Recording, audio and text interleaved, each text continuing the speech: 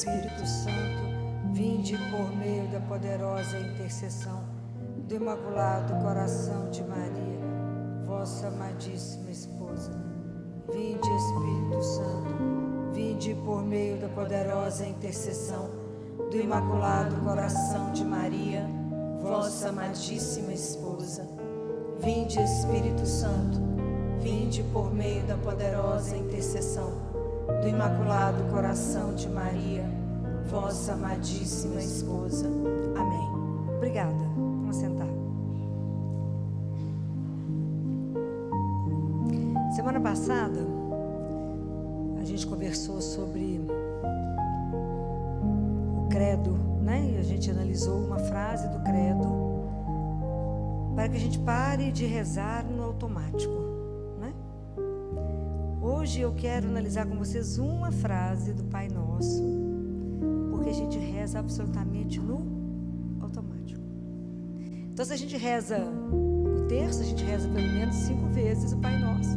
E muitas vezes a gente não presta atenção nas coisas que a gente fala. E quem nos ensinou a rezar o Pai Nosso foi quem? Jesus, a pedido dos discípulos, né? Os discípulos ficaram tão encantados de ver ele rezar que falou: nos ensina a rezar. E aí, quando a gente reza o Pai Nosso, a gente fala uma frase fácil, mas a gente fala todo dia, várias vezes ao dia. E a gente fala assim: seja feita assim na terra como no céu. Fácil, né? Oh, frasezinha fácil essa, muito. Então preste atenção. Quando a gente fala seja feita a vossa vontade, será que a gente tem dimensão do preço dessa frase? Qual é o preço afetivo, efetivo disso na nossa vida? Porque a gente fala no automático, não entende direito o que falou, depois fala, mas por que ele fez isso? Vamos, eu acabei de rezar, seja feita a vossa vontade. A gente faz no automático. Será que de verdade, sim, de verdade, a gente acredita que Deus vai nos fazer entender qual é a vontade dele? A gente acredita que a decisão dele é a melhor para nós? De verdade, gente. Confia ou não? Bem mais ou menos, né? A gente fala assim com ele, mas vai que ele não entendeu direito. Porque na verdade a gente quer convencer a Deus que a nossa é melhor do que a dele, claro. Que nós estamos vendo coisa que ele não viu e que ele não sabe. Então, como é difícil, que peso tem isso quando a gente reza, seja feita a vossa vontade. E essa confiança de uma entrega e falar o que ele decidir é o melhor. Gente, isso é um caminho. Isso não tem mágica. Porque vocês não vão conseguir fazer isso, nenhum de nós, da noite para o dia. Porque isso geralmente nós vamos ter. A nossa vida é feita de muitas decisões no dia. Tem decisões pequenas e tem momentos que nós estamos diante de uma encruzilhada. E aí é muito difícil naquele momento a gente falar, seja feita a vossa vontade. O que o Senhor falar, fizer, eu estou de acordo e eu creio que o Senhor decidiu pelo melhor por mim. Isso é um caminho. A gente não vai conseguir isto. Então a primeira coisa que a gente precisa é prestar atenção nas nossas orações e aprender a colocar as nossas decisões diante dele. Como é que a gente vai colocar essa decisão diante dele? Através de quê? Da oração. Mas não é uma oração de 2 segundos, não. A gente fala, não rezei demais hoje, nem um terço. Não, às vezes a gente fica horas assentado diante dele. Horas. Em silêncio, horas, porque é preciso se colocar de verdade diante dele, de verdade, porque a gente não pode tentar enganar Deus, porque eu preciso ter muito claro para mim o que eu quero, e às vezes a gente nem sabe o que quer, então tem que ser muito claro. Olha a doçura de Jesus. Quando Jesus encontra o cego, ele pergunta para ele, o que quer que eu te faça? Então Jesus vai nos perguntar, o que você quer? Porque às vezes nós queremos fazer igual os filhos de Zebedeu, que queria o quê? Poder, direita e esquerda. Ou então a gente vai ficar bravo como os outros discípulos que queriam, na verdade, também disputar quem era mais importante. Ou às vezes eu quero, de um jeito assim, usar da vontade de Deus para fama, sucesso, prestígio. A gente tem que ter muito cuidado com as coisas dele. Já falei com vocês inúmeras vezes que andar com Deus não tem sucesso, não tem brilho, tem chão batido. Porque nem sempre a vontade dele é igual a nossa. Geralmente é quase sempre, né? A gente quer A e ele quer Z. Não é muito simples isso. Então é preciso colocar todos os nossos atos, os seus pensamentos, os seus desejos diante dele. E fala, diante da palavra dele, diante dele, falar, é para fazer o quê? Eu estou aqui para fazer a vossa vontade. Assim como quando o Senhor veio aqui, o Senhor viveu para fazer a vontade do Pai. Eu vim não para fazer a minha vontade, mas a vontade daquele que me enviou. Jesus, já falei com você semana passada, Jesus andava em relação ao Pai com o girassol e girava em função do Pai dele. Nós não, nós fazemos as coisas e depois a gente fala com todo mundo, reza para dar certo. É como se a gente tivesse que convencer Jesus que a nossa decisão estava perfeita. Porque não é brincadeira estar diante dele e deixar ele fazer a vossa vontade. E como é que eu vou fazer isso, né? Porque além de eu saber qual é a sua vontade, como eu vou fazer isso? De forma que isso implica na minha vida e na vida do outro. Tudo tem que saber dele, tudo tem que seguir os passos dele. Para fazer a vontade de Deus, eu caminho atrás dele, não é atrás do meu caminho, é dele. E não é simples. Porque andar com Jesus, eu tenho que estar muito atenta a tudo que ele me fala.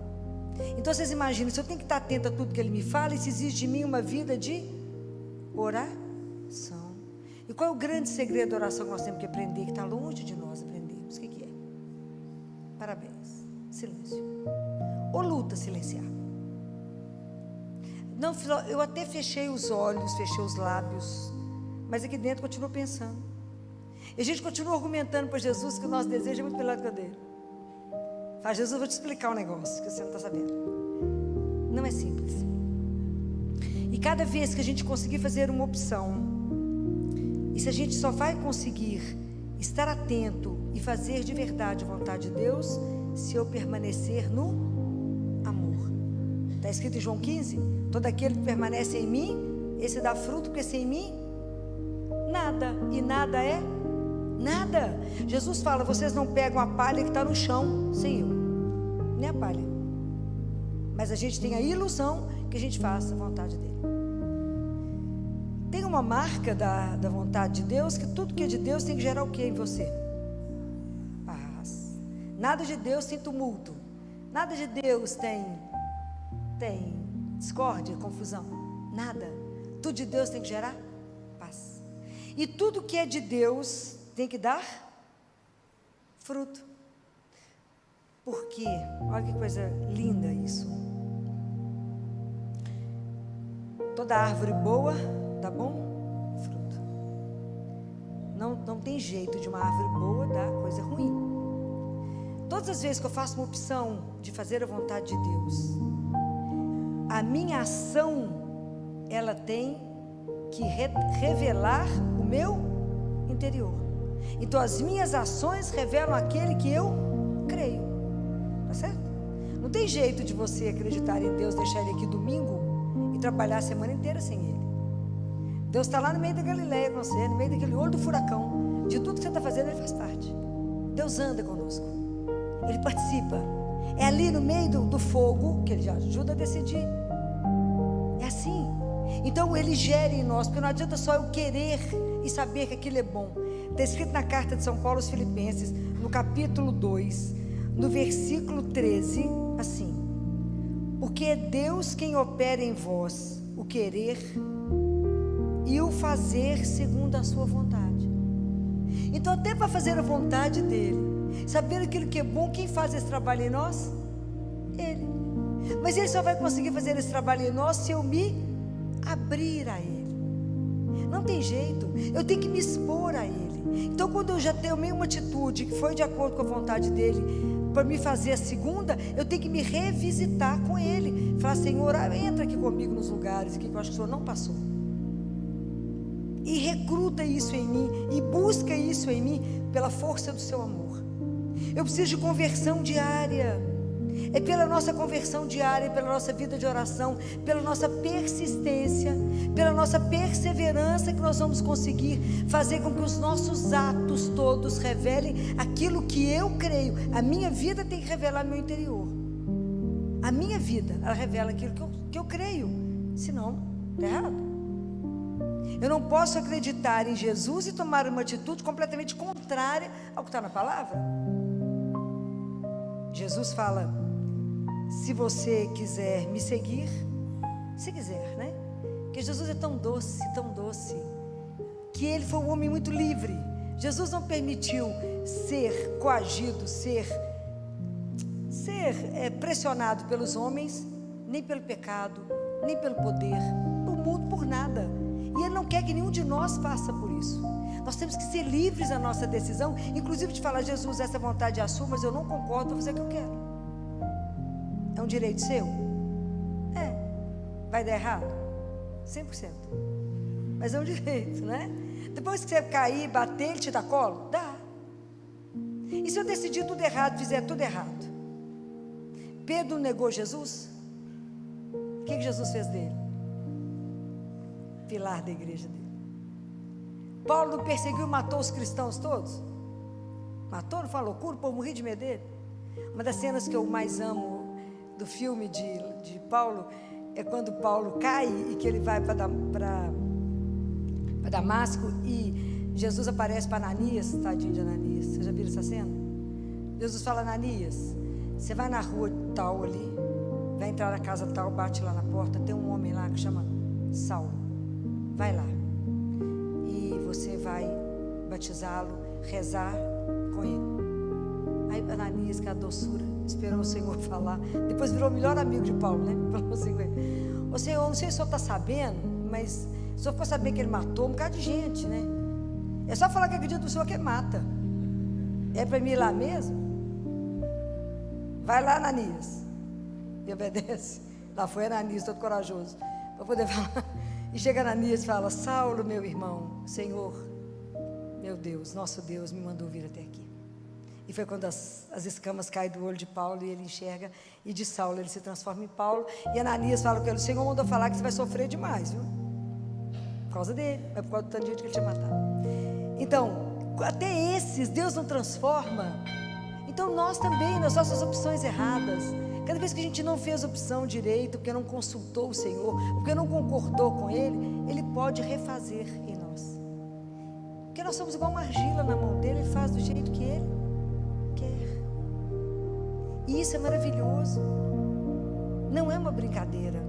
Por isso que a confiança, ela é um caminho muito para frente na nossa caminhada. Quando a gente está construindo a nossa Jerusalém celeste, nosso templo, a confiança já é um caminho alto. Porque a primeira pedra que está descrito no livro de Apocalipse, quando constrói, que Pedro, que João vê a Jerusalém celeste, ele fala: a primeira muralha, o primeiro alicerce é de jaspe. Jaspe é do meu autoconhecimento. Primeiro eu preciso me conhecer. Porque se eu não me conheço, se eu não me aceito, como é que eu vou passar para outra pedra, que é a pedra de safira, que é quando eu vou começar a me aceitar, a me respeitar? Porque se eu me aceito, me respeito e me amo, eu vou passando pelas pedras e vou aprender a aceitar, amar e respeitar o outro. Só depois é que eu chego em Deus. Compreende como é que a confiança é um caminho? Porque primeiro começa aqui. Se eu não confio, que na verdade Jesus fala: não confio em vocês não, só em mim. Mas se eu não me conheço, se eu não conheço que eu vou tentar enrolar o Senhor, que eu vou tentar ludibriá-lo, que eu vou tentar de alguma forma convencê-lo que a minha vontade é muito melhor do que a dele, então a gente tem que ser muito honesto conosco, muito verdadeiro. E por isso, coloque diante dele o seu desejo, confronta com ele o seu desejo. Não tenha medo de conversar com Jesus. Não tenha medo de falar com ele. Jesus, eu quero isso, mas o que o Senhor está me pedindo agora está bem difícil. Mas que a gente nunca tenha dúvida que é a graça dele que sustenta a nossa fraqueza. É a graça. Eu já fiquei 3 horas parado olhando para ele. Ele falou o que comigo? Nada. 3 horas, para ter certeza que era aquilo mesmo. Fiz o que ele queria, não o que eu queria. Falei com ele, então eu sou vence, porque não é o que eu quero. Mas por obediência, que às vezes, com certeza a sua vontade terá outras repercussões que do ponto de vista humano eu não consigo compreender. Mas como a gente não consegue pensar como Deus, obviamente, eu tenho que entender isso. Então, quando a gente fala, quando eu estou falando com você, seja feita a vossa vontade, é nas menores decisões da nossa vida e nas maiores decisões da nossa vida. É em momentos que você fala, não dou conta. É nesse momento que você tem que entender que o amor de Deus é tão grande, que Ele é incapaz de fazer alguma coisa errada, que eu tenho que me entregar e falar, seja feito o que o Senhor quiser. Mas como que nessa hora nós trememos? E porque nossa confiança no amor dele é muito pequena, porque não acreditamos que somos filhos únicos dele e que o amor dele por nós transcende qualquer coisa. São experiências que a gente vai aprendendo a ter, mas na medida que a gente amadurece na nossa fé. Nenhum de nós dá conta de viver isso se a gente não tiver um caminho. É o que eu falei, o caminho é diário e o caminho ele tem que sempre ser revisitado. Nós temos que ter uma disciplina tamanha, porque muitas vezes a gente toma decisão na rapidez e não para pensar. Não para perguntar a ele, era para ir lá? É para comprar isso mesmo? É para fazer isso mesmo? Era isso que o Senhor pensou a meu respeito? O que o Senhor desejava que eu fizesse a partir daqui? Não é fácil. Semana passada eu recebi assim que eu cheguei na Santa Casa, alguns recados que tinha uma família muito angustiada que queria que eu fosse rezar com eles, porque uma criança de 5 anos estava morrendo. Uma criança de 5 anos com tumor cerebral. E foi tão interessante porque não a situação em si, no meu caminho, no caminho de ir até o 3º andar, lá no setor da oncologia, no 1º andar, portaria, encontrei com uma acadêmica de medicina e ela me viu, uma novinha, linda, uma bonequinha. Falou, doutora Viló. Falei, pois não. Ela falou, preciso demais conversar com a senhora. Falei, minha querida, eu estou indo rezar com alguém que está morrendo. Eu olhei para ela e falei assim, já viu alguém morrer? Não, nunca, não. Quer me acompanhar? Quero, então vamos embora. Você vai ver a vida como ela é. A vida como ela é. O médico vai até o fim, na alegria ou na dor, mas até o fim, ajudando a acompanhar. E quando eu cheguei lá, aquele casal, morador de zona rural, tem um sítio, uma área grande, confinado num quarto com uma criança, muito apagada, não reagia mais nada. E aí começamos a conversar antes sobre a vida. Se eles estavam tranquilos com tudo, com toda a dor, apesar de toda a dor, como é que estava o caminho deles, o olhar deles, por que eles me chamaram para rezar? Eu falei, por que vocês me chamaram para rezar? O que vocês esperam daqui? E nós conversamos muito sobre desde o diagnóstico até aquele momento. E o pai me contou que na semana anterior, a menininha estava lá, a gola estava lá, apagada, e a menininha de repente falou assim, eu não quero voltar. O pai falou, o quê? Ué, minha filha, mas você está aqui deitada. Não, papai, eu não queria voltar. Mas não queria voltar, você não saiu daqui. Ela falou, claro que eu saí. Eu estava brincando com os meus amigos, com os meus amiguinhos. O pai falou, você não saiu daqui. Ela falou, eu não estava aqui. Eu estava brincando com meus amiguinhos, mas aí ele chegou e falou, desce. Mas eu não queria descer. Mas ele falou, desce. Quem, minha filha, que te mandou descer? Uai, Jesus. Então ela desceu contrariada. porque ela queria permanecer brincando. Acredito que aquilo que ela já tinha visto era encantador, tanto que ela não queria ficar ali mais. Como é difícil numa hora dessa, foi que eu conversei com os pais. A hora que naquele momento ela falou: doutora Filó, a senhora reza comigo? Rezo. Falei: vocês estão preparados? Porque tudo pode acontecer aqui agora. O que a senhora vai rezar? Falei: a única coisa que eu sei na vida é rezar terço. Falei: a gente não precisa pedir a Jesus nada, ele já sabe. Ele sabe que a gente quer a cura dela, mas pode ser que não seja essa a vontade dele. Vocês estão preparados para baixar a cabeça e dizer: seja feita a vossa vontade?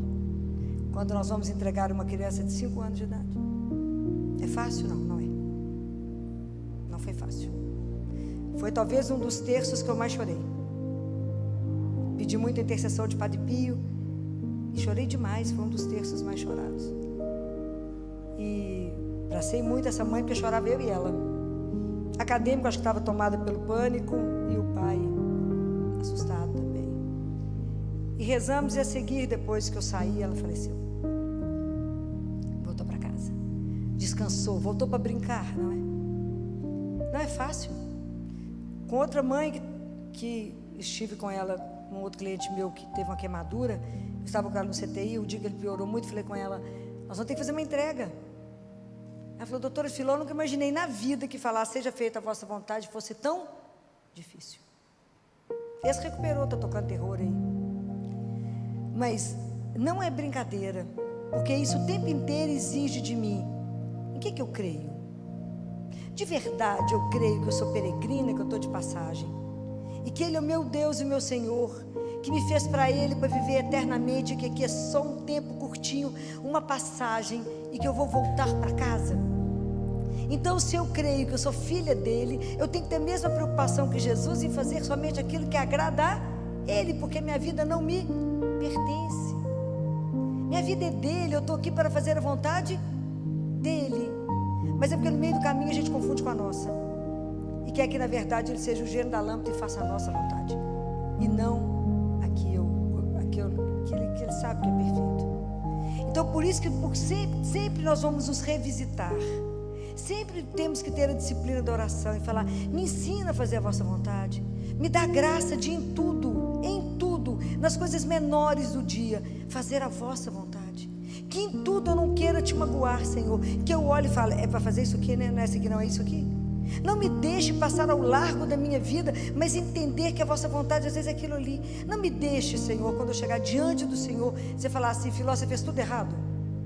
Pode imaginar? Não posso. Me ajuda cada minuto a decidir por ti, a te ser fiel, não te trair, e a não querer usar do seu santo nome para que a glória seja minha. A glória é sua. Nós somos servos inúteis. Me ajuda de verdade a ter um olhar parado lá aonde eu vou chegar, porque eu quero o céu. O caminho é estreito demais da conta. Então é preciso ter coragem de assumir a nossa fé e de assumir que eu não posso tomar nenhuma decisão sem primeiro consultar quem sabe, e de pedir a Ele mesmo que a sua força, Senhor, me ajude na minha fraqueza, me ajude, que quem pôs a mão no arado não olha para trás, senão eu sou digno de Ti. Me ajuda a seguir em frente, seja lá a decisão que o Senhor tiver para a minha vida, que eu seja digno de viver o que o Senhor quer que eu viva. Não olhe para trás, siga o que tem que seguir, pega no arado e vai, porque o Senhor faz um imperativo, só fala: siga-me. E não é fácil andar atrás dele, não é fácil seguir os passos dele, porque eu tenho que ter uma disciplina com a vida de oração, de entrega, porque a maioria das vezes o que ele vai me pedir não é aquilo que eu quero, mas é por obediência que eu falo: sim, Senhor, seja feita a vossa vontade, porque eu creio no seu amor, eu creio que até os fios de cabelo da minha cabeça estão contados, porque eu creio que a sua decisão é infinitamente melhor do que essa pequenez que eu ouso achar que é boa. Mas isso tem que ser um caminho de todos os dias. Opere em mim, Senhor, não só o querer, mas a ação. Eu quero ter uma vida que retrate aquilo que eu creio. Não preciso falar, eu só preciso viver. É só isso. Seja feita a vossa vontade. Me ajuda a caminhar. Me ajuda, Senhor. É simples? Não. Mas é extraordinário. Porque Deus tem que nos dando a graça, porque à medida que a gente vai se convertendo, Ele passa a ser o chão que eu piso. Fé, não é assim? Eu ponho o pé e Deus põe o chão. Ele passa a ser o ar que a gente respira. Ele passa a ser o mar da nossa praia. Ele passa a ser a fonte aonde eu vou beber a água, que mata a minha sede. E eu posso ir tomar água e levar outros. Levar vocês comigo. Para a gente tomar água no único lugar que vai saciar e que vai revelar para nós que existe o reino de Deus. Nós vamos poder viver o reino de Deus, porque o reino de Deus tem uma marca. Qual é? Você já sabe. O reino de Deus tem uma marca. Qual é? Nós temos que viver a marca desse reino, que é de amor, e somente de amor. Então, se a gente não passar pelo mundo destilando amor, tem algo que está errado em nós. Eu queria aproveitar esse momento, que eu sei que vocês vão para casa pensar sobre isso, para pedir licença a vocês, porque eu vi duas pessoas ali que me emocionaram de ver, que são pessoas que fizeram da vida delas uma vida de entrega pelas crianças lá comigo do SUS. Carlinhos e Raquel, vem cá. Carlinhos foi um dos melhores radiologistas que nós conhecemos, que era o único que a gente não precisava pedir para lavar a mão, para passar de um paciente para o outro, porque ele lavava a mão impecável, o cuidado que ele tinha, e eram os únicos raios-x que a gente não precisava repetir. Estou falando mentira, Carlinhos? Não estou. Nunca repetimos um raio-x seu naquele CTI, porque os seus exames eram absolutamente impecáveis. A Raquel, supervisora de enfermagem por anos, deu a vida ali, morava naquele hospital, aquelas crianças eram dela, lutou por elas, sofreu por elas, com aquelas siamesas viraram filho dela, fazíamos roupa para aquelas siamesas que criamos aqueles meninos lá dentro do CTI, e quantas histórias que vocês rezaram conosco, rezamos juntos, choramos juntos, rimos juntos, com quantas crianças, né? A vida de vocês foi uma vida de doação, de amor para as crianças do SUS. A vida inteira de vocês foi essa entrega, né? Então vocês fizeram exatamente aquilo. Eu tenho uma gratidão e uma alegria de tempos maravilhosos que trabalhamos juntos, né?